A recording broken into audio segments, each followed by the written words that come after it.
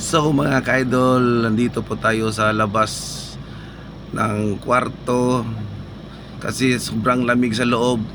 Masarap dito sa labas, magpainit-init ng konti kasi bababa naman kami at maghahanap kami ng restaurant para mapag-almusal kami ng ngayong umaga.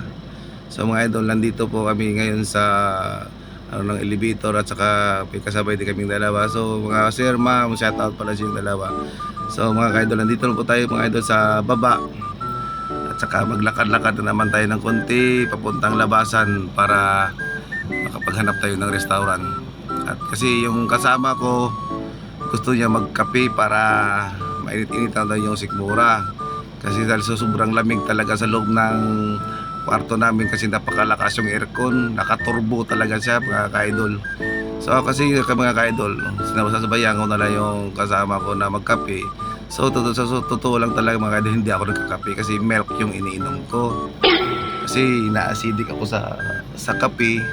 So walang kasama yung ano ko, hindi magkape na lang kami dalawa. So mga ka-idol, nandito na po tayo sa restaurant para pili tayo ng ulamin natin. So ito na lang yung bangus na paksiw at saka isang hotdog na lang ulamin ko mga ka-idol. Kasi basta umaga talaga mga ka-idol, pagising ko nagugutom talaga ako niya mga ka-idol kasi ganun talaga yung ugali ko. Gusto kong kumakain pagising sa umaga. Yan mga ka-idol, kaya mabilis ako kumain. Tara mga ka-idol, sabayin na natin to mag-almusal. Ayan, may tinik pa nga sa bunganga ko natira ko. Hindi ko lang napansin. Yan mga ka-idol, na tinulang pa ata yung kanin ko mga ka-idol, kaya dadagdag ako ng half rice. Yan mga ka-idol. So ano na lang mga ka-idol, tapos na, lalakad-lakad naman uli ng konti mga ka-idol, pabalik ng tinutuloyan nating hotel mga ka-idol para makatunaw-tunaw man ang atong kinaon mga ka-idol sa manong lakad-lakad lang pabalik sa hotel.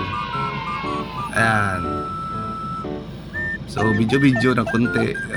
So mga idol, nandito na po tayo sa hotel, sa parking lot pa lang nila. Ayan, papasok pala ako doon sa ano nila. So ang gagawin ko na lang, dito na lang ako mga ka-idol maghintay sa service namin na van para pagbaba nila naka-ready na, alis na agad. So mga ka-idol, hanggang dito na lang po tayo.